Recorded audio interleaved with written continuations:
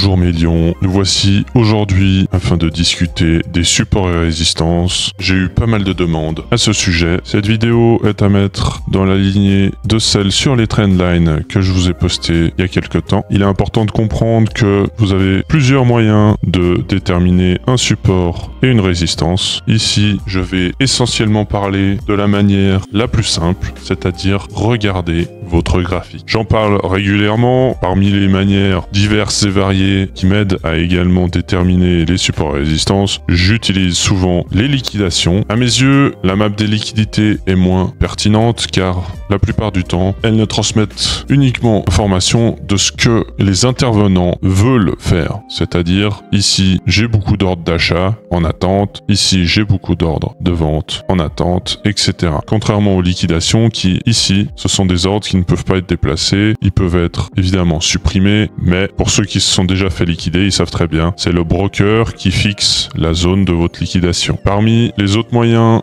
mais je n'en parlerai pas dans cette vidéo, vous avez les volumes, c'est-à-dire déceler quelles sont les zones intéressantes pour le prix, et pour ça, je vous l'ai déjà dit plusieurs fois, les volumes sont les seuls indicateurs qui ne vous mentiront jamais. Donc que ce soit un volume sur le bas de votre graphique, comme par exemple ici, ou alors un volume profile, c'est-à-dire la même chose qu'ici, sauf que vous l'avez à la verticale, et en gros, ça vous donne les volumes de prix en fonction du prix, et non plus du temps. Que ce soit l'un ou l'autre, le volume profile ou les volumes simples, ils sont primordiaux, et je les utilise au quotidien dans mon trading. Étant donné que j'ai déjà des supports et résistances sur les zones récentes du Bitcoin, nous allons partir dans le passé afin de vous expliquer comment je procède. C'est assez simple. Vous devez travailler votre œil, c'est-à-dire avec le temps, l'expérience et à force de passer des milliers et des milliers d'heures sur les graphiques, parce que c'est littéralement ce que j'ai fait, j'ai passé plusieurs milliers d'heures à regarder des graphiques, à les analyser, à essayer de comprendre et à essayer de trouver des cohérences à mes analyses. Si vous n'êtes pas prêt à le faire, c'est ok. Pas tout le monde est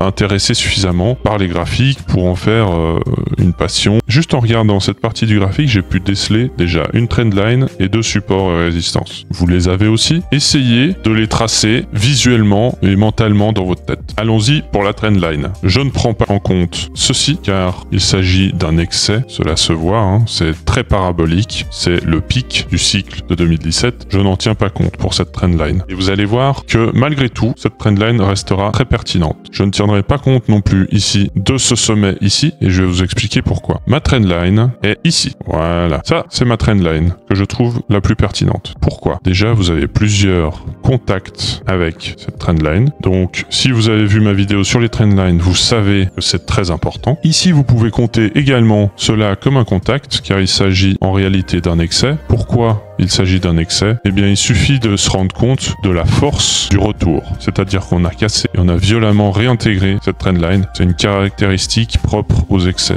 Lorsque vous avez eu une forte montée ou une forte baisse et que c'est vite compensé. Donc là, vous avez votre trendline. Et regardez, donc là, elle commence à partir du 16 février 2018. Et regardez lorsqu'elle se termine, début avril, fin mars, début avril 2019. Donc un peu plus d'une année. Regardez cette grosse bougie ici. Regardez ça. Vous avez vu? Il a fallu énormément de force pour casser cette trendline. Et cette cassure-là lui donne beaucoup plus d'importance et de pertinence et montre qu'effectivement, cette trendline était pertinente. D'accord? Continuons maintenant avec les supports et résistances. Est-ce que vous avez trouvé les supports et les résistances? Il y en a deux vraiment, je vais dézoomer un peu, il y en a deux vraiment qui sont pertinents. Est-ce que vous les avez? Alors, évidemment, celui-ci, regardons, qu'est-ce que c'est? Donc, ici, nous avons plusieurs contacts avec ce support. Nous en avons ici, mais si nous voulons vraiment être réalistes, nous avons également un contact ici, alors que cette zone était résistance. Vous voyez, ici, le prix s'est cogné deux fois, tac, et ici, deux fois, avant de casser violemment à la hausse. Attendez, je vais zoomer un petit peu. Regardez,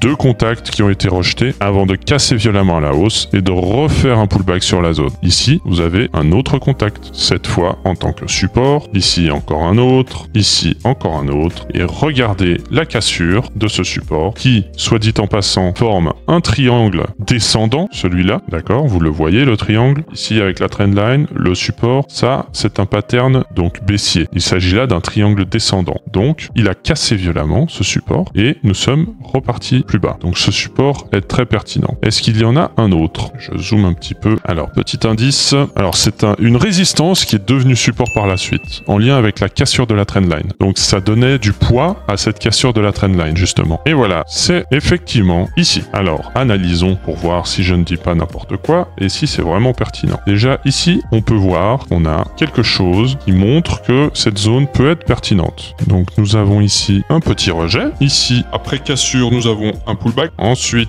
dans cette zone, justement, très intéressante. Donc, après la cassure ici du triangle, nous avons eu cette zone de latéralisation qui a été retenue par cette résistance. Donc, ici, une fois, deux fois, trois fois. Et ensuite, la quatrième fois, le prix a resté en contact et a cassé violemment cette zone de trendline. Vous voyez, nous étions dans cette zone, dans la résistance, et nous avons tout explosé à la hausse. Ici, c'était le 2 avril 2019. Nous avons eu un joli départ à la hausse depuis cette cassure de trendline. Nous avons pris 234%, puis est venue une grosse pandémie dont tout le monde connaît le nom, et en mars 2020, regardez sur quoi nous sommes venus nous appuyer. Si vous aviez un doute quant à la pertinence de votre zone, ici, le doute n'était plus possible. Et voilà votre graphique qui est beaucoup plus pertinent par rapport au début de la vidéo. Aidez-vous tout simplement des trendlines et des supports à résistance. Cela vous permettra d'avoir une meilleure compréhension des graphiques, mais ce travail ne se fait qu'avec le temps, qu'avec l'expérience et le travail des graphiques. Je vais maintenant vous montrer qu'est-ce qui m'a permis vraiment en détail d'acheter le point bas en 2022. Je vais vous faire clairement l'analyse que j'ai faite pour acheter le point bas. Alors ici nous avons le support des 30 000.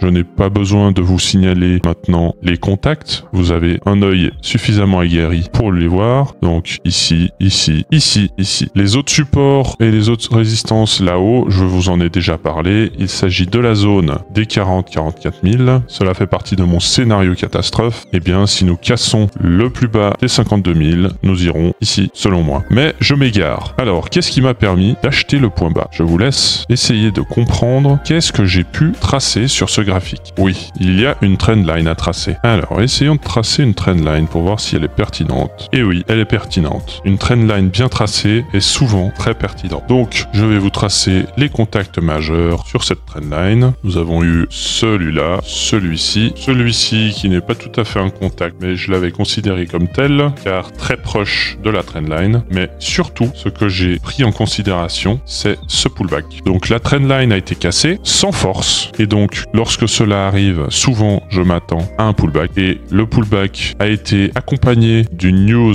qui était ni plus ni moins que la chute de FTX, le deuxième plus gros exchange crypto. Et donc, vous avez ici ma zone d'achat massif sur les cryptos. Donc, je suis rentré massivement à l'achat sur cette zone. J'étais absolument sans aucun stablecoin au mois de décembre 2022 parce que j'étais conscient et certain de mon analyse. Alors attention, j'étais également conscient qu'une baisse supplémentaire était possible et j'étais prêt à encaisser une perte de 50% si nécessaire. Imaginons, nous serions retournés à 8 000 $, ce qui serait complètement dingue. Eh bien, c'était un scénario auquel j'étais préparé psychologiquement. Il se trouve, par chance, qu'il s'agissait du point bas de tout le bear market et donc forcément, cette analyse était pertinente. Et oui, petite parenthèse, vous avez vu également ce support-là qui a été retesté ici en mars. C'était également une analyse que je m'étais faite, surtout que cela avait été violemment cassé, puis violemment réintégré. Il s'agissait ni plus ni moins de la zone des 20 000 $.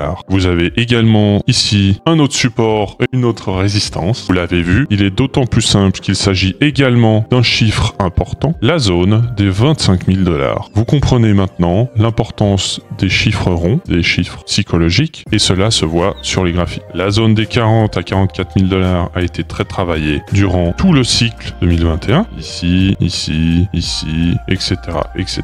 C'est d'ailleurs cette zone-là qui a nécessité un contact avec la trendline afin d'être cassé et lancer clairement le bear market. Et lorsque nous sommes revenus la trouver, nous avons à nouveau travaillé beaucoup cette zone. Il s'agira donc d'un niveau de support important si nous retournons dessus. Je vous avais donné quelques jours avant ce support, sauf erreur, je vous avais donné le 3 août, donc nous étions sur les 60 000. 2 jours plus tard, nous étions sur les 49 000. Nous avons touché. Il s'agissait de la grosse zone de support, mais si nous retournons aussi bas, ce support, à mes yeux, ne tiendra pas. Et nous irons plus bas. Mais, comme je vous ai également dit, pour l'instant, ce n'est pas ce que je pense. tendance, étant donné que nous avons fait un plus bas plus haut que le précédent plus bas et un sommet plus haut que le précédent sommet. Nous sommes donc dans une phase haussière au sein d'une phase baissière. C'est absolument nécessaire si nous voulons casser un jour ce canal baissier qui commence à maintenant être moyen long terme, étant donné que cela fait 7 mois qu'il existe. Mais pour cela, il vous suffira de regarder vos graphiques et de me suivre sur Twitter ainsi que YouTube, où je pourrai partager avec vous mes analyses au quotidien et répondre à vos questions dans les commentaires. J'espère que cette vidéo vous aura paru instructive, qu'elle vous aura aidé à mieux comprendre les graphiques. Il n'y a pas de secret. Comme tout métier, le métier de trader demande du temps, demande de l'investissement personnel et c'est une bonne chose. Cela permet de trier à l'entrée les personnes déterminées des touristes et je suis sûr que si vous êtes un lion, il n'y a absolument aucune raison que vous ne compreniez pas ce que vous êtes en train de faire sur vos graphiques. Rendez-vous dans la prochaine vidéo, mes lions. Soyez prudents sur les marchés. Ciao, ciao.